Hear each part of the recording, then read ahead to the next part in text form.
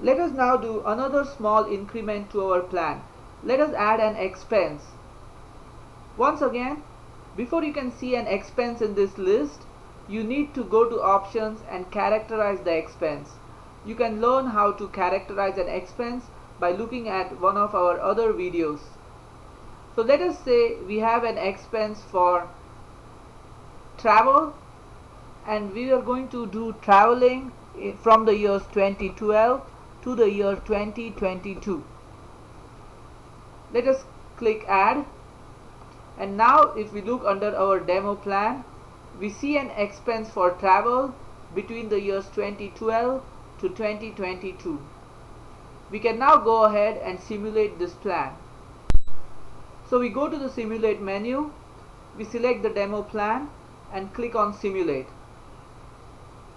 Once the simulation runs successfully, we can click continue to go ahead and plot our results. Let us reload our results. Then let us reselect nest egg. So we always want to look at nest egg first and click on plot.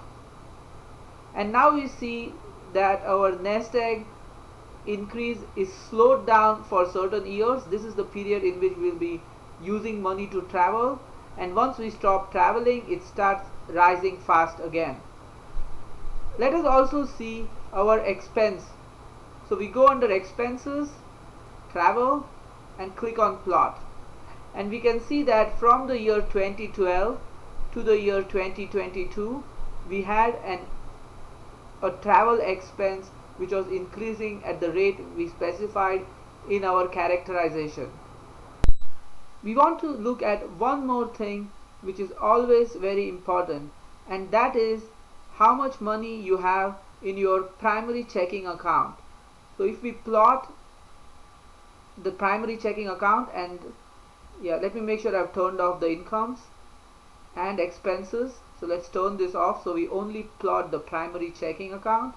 I click on plot, and the nice thing is that my primary checking account is always positive. However, we see that we have too much money in the primary checking account. So we need to make sure that we don't put all our money in our primary checking account. Let us see how we can prevent that. So where does the money into our primary checking account come in from? It comes in from our income.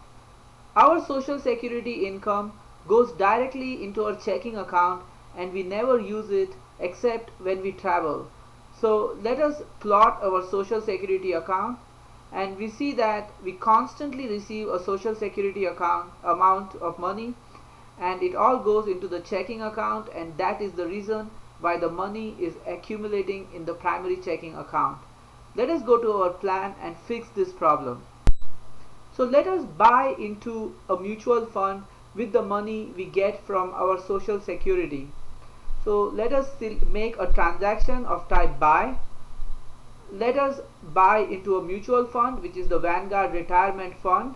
Let us say we start in the year 2025 right up to the year 2039, and we transfer an amount of money, say $10,000 every year, and we account for growth. So we say we increase the amount by 1% every year, and let us say there is going to be a 5% tax when we buy into the fund.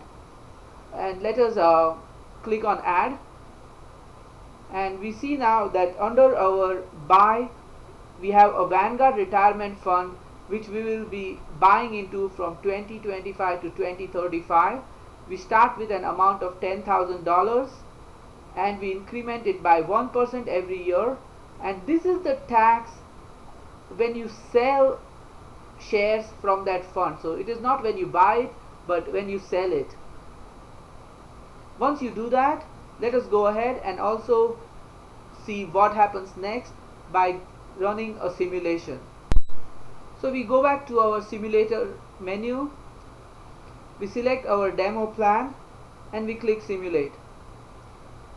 We have a successful simulation, so let us go and look at the result.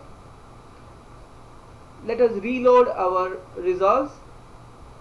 Before we do any changes, these are the results from our last simulation, and we see that we had almost $400,000 in our checking account at the end of the simulation. So let us see if our changes have made any difference. So first of all, we click nest egg, as we always want to look at the nest egg first, and we see that our nest egg, which is the pink color, is constantly increasing. And now we look at our primary checking account, and we see that towards the end it has $400,000 in it. So it looks like our transferring money did not make a big difference, and let us try to understand why. The first thing I wonder is whether I have actually reloaded my new results, because if I did not click this button, then it would still show me the old results. So I go back to my demo plan and I click on load. Then I select my results. This time I don't want to see nest egg because I'm trying to debug the primary checking account.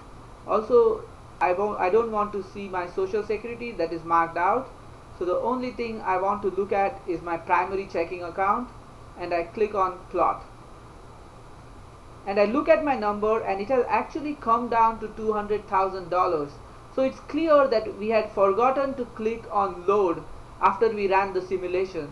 And this is the important point I would like to make. When you run your simulations iteratively, you do a small change and you look at a simulation after that.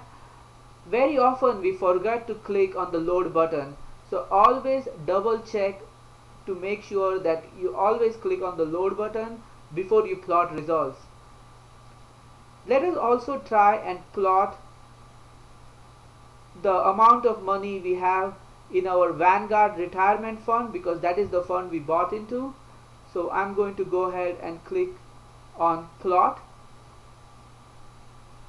and we see that our Vanguard retirement fund, which had no money up to the year 2024, starting in the year 2025 it started accumulating money, and this is the money which would have otherwise gone in the checking account.